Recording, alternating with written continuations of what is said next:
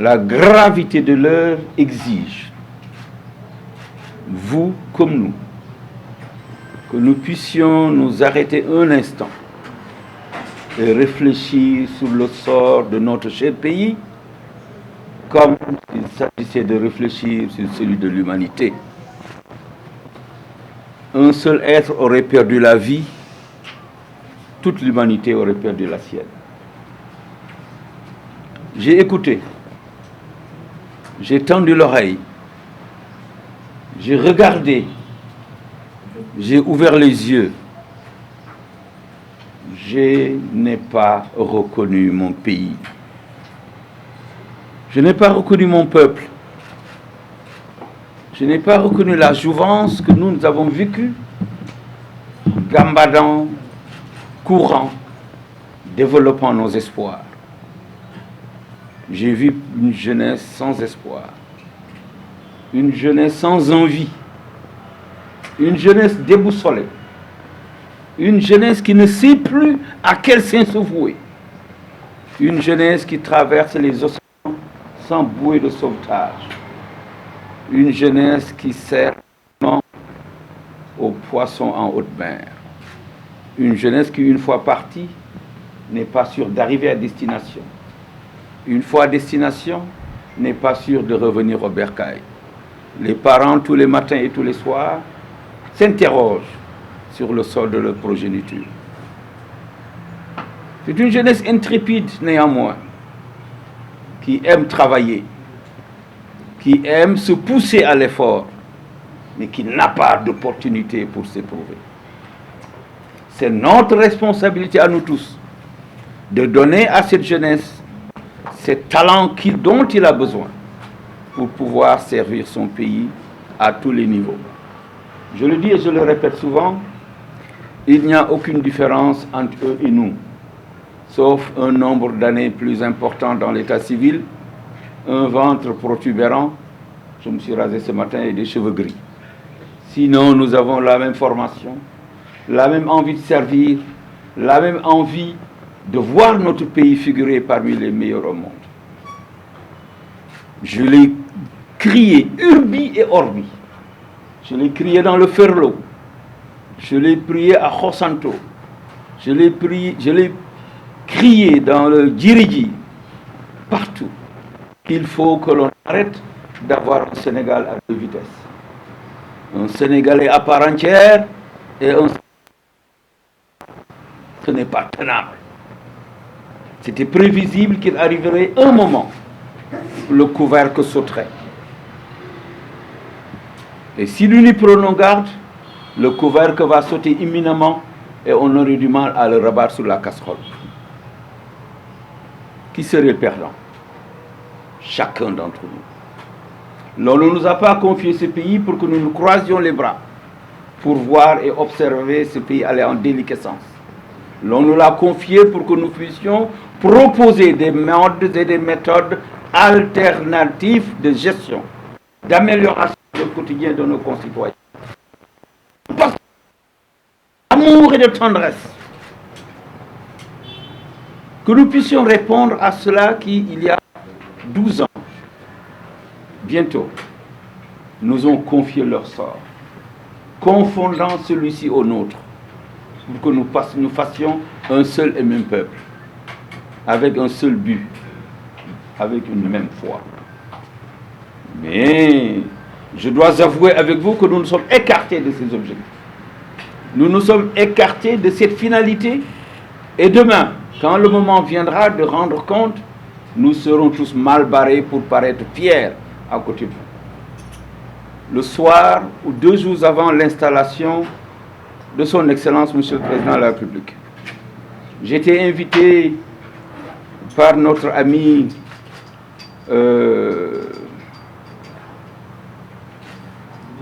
Didier à l'Université de Dakar. La soirée électorale, la soirée de la victoire, une belle soirée. Je disais à Didier que ma fierté était énorme de voir ce campus où j'ai mis les pieds pour la première fois en 1978 dans le département d'Anglais. Je disais que cette jeunesse est au centre de la politique de développement que nous allons proposer. De cette jeunesse dépendrait énormément de choses. Et je disais à cette jeunesse à l'époque, vous pouvez avoir foi en nous. Nous ne le laisserons pas se tromper. Vous ne le laisserez pas se tromper. Je ne le laisserai pas se tromper. Vous et nous avec. Cette jeunesse s'est rappelée à notre souvenir. Nous avons le devoir de marquer une pause et de les écouter et de les entendre. Arrêtez de les menacer et de les terroriser. Ça ne passe pas. Ils ont beau être jeunes, j'allais dire, vous avez beau être jeune, que vous avez cette même conscience citoyenne. Ce n'est pas au bout de la baïonnette qu'on va vous obliger à taire votre devoir. Ce n'est pas avec le bout de la baïonnette qu'on va vous convaincre que vous devez rester chez vous. Cela fait 1 an que nous sommes chez nous. Cela fait 1 an que vous êtes chez vous. La pandémie est passée par là. Et aujourd'hui, un vent chaud qui souffle dans toutes les directions perpétue cette résidence à domicile. S'il vous plaît, jeunesse de mon pays, n'écoutez ni les uns ni les autres. Il en est beaucoup qui sont apparus devant vous ces derniers moments. J'allais dire qui ont comparu devant vous ces derniers moments. Ils n'en ont eu que pour eux-mêmes. Les courses-poursuites, les batailles, les coups de feu, les coups de lacrymogène, et avec ces milices, les coups de bâton, les tortures n'ont pas arrêté. Donc il est important que nous comprenions que nous devons marquer une pause et parler à notre jeunesse, parler à nos enfants, leur faire entendre le langage de la vérité, certes, mais celui de la sagesse. Il est important également que nous parlions à nos autorités et qu'on leur fasse entendre le langage de la vérité, mais également celui de la sagesse. Cela va dans tous les sens. Et nous sommes au bord de l'apocalypse. Il est vrai que pour faire de la surenchère, on nous a fait comprendre qu'il y avait des terroristes, qu'il y avait des djihadistes. Mais ce n'est pas chose nouvelle. Il y a 3 ans, nous avons effectué une tournée dans le Sabadola. Nous sommes passés par le village de Khosanto après Saraya. Et à Sabadola, l'on nous a appris que tous les vendredis, il y a des prêcheurs qui traversent la frontière, un pays voisin, vous pourrez consulter avec votre géographie, qui viennent avec leur moto et leur kalash, et qui font des prêches, et après, à la fin de la mosquée, ils recueillent, ils tendent la sébille, et ils retournent. C'est connu. Il y a 2 ans, moins de 2 ans, en tournée dans le Ferlo, je disais que le Ferlo est un réservoir de djihadistes, parce que vous trouvez des hordes et des hordes de gamins qui ne vont pas à l'école parce qu'il n'y en a pas. Vous semez en eux-mêmes les germes d'une rébellion future parce qu'ils ne se sentent pas intégralement sénégalais. Une célèbre réplique d'un célèbre homme politique de notre pays est encore dans nos mémoires. Il ne m'a pas fallu 1 seconde pour reclaquer ma langue et préciser qu'il était important que tout le monde sache. C'était pour prendre date pour des événements comme celui-ci. Comme on dit chez nous, afin que nul n'en ignore. Nous devons, je disais-je, saluer la mémoire de ceux qui sont partis. Parce qu'ils n'étaient pas sortis pour s'en aller définitivement. Ils ont quitté père et mère, peut-être poursuivant la clameur et le brouhaha, pour enfin subir un sort fatal sur décision divine. Combien devrons-nous être à partir sur fond de bêtises humaines avant qu'on ne se rende compte que nous avons fait fausse route? Combien? Un seul serait parti, que tout le monde serait parti. Ce n'est pas juste. Excellence, Monsieur le Président de la République, il est extrêmement important que nous renoncions à cette ferveur qui semble nous habiter lorsqu'en des moments comme celui-ci, nous sommes beaucoup plus poussés par la chicotte que par l'écoute. Nous avons l'obligation de marquer cette pause parce que nous sommes à votre disposition pour vous écouter et tendre votre parole. Mais c'est la vôtre que le peuple attend. C'est la vôtre que le peuple veut entendre. Ces Sénégalais d'ici, dans tous les coins et recoins de ce pays, les Sénégalais de Milan, de Rome, de Paris, de New York, de partout ailleurs, veulent vous entendre. Pourquoi diable ne leur parlerait-on pas? Pourquoi? Nous ne sommes pas meilleurs qu'eux. Ils nous ont confié leur destin. Nous avons l'obligation de rendre compte, non pas seulement en période électorale, pour être gracieux avec de larges sourires, avec des embrassades, de larges poignées de main pour obtenir le suffrage. Mais nous sommes là à période régulière. Lorsque les secousses font tanguer le navire, que nous puissions redresser la barre et rendre compte. De demander un peu plus de calme et de sérénité. Un peu plus d'écoute. Oui, la litanie de vos réalisations est énorme. Elle ne finit pas. Mais un seul grain dans la machine pourrait faire dérailler celle-ci. Et nous n'en sommes pas loin. Vous avez cette capacité, moi qui vous ai pratiqué, de pouvoir vous faire entendre et vous faire écouter. Faites-le avant qu'il ne soit trop tard.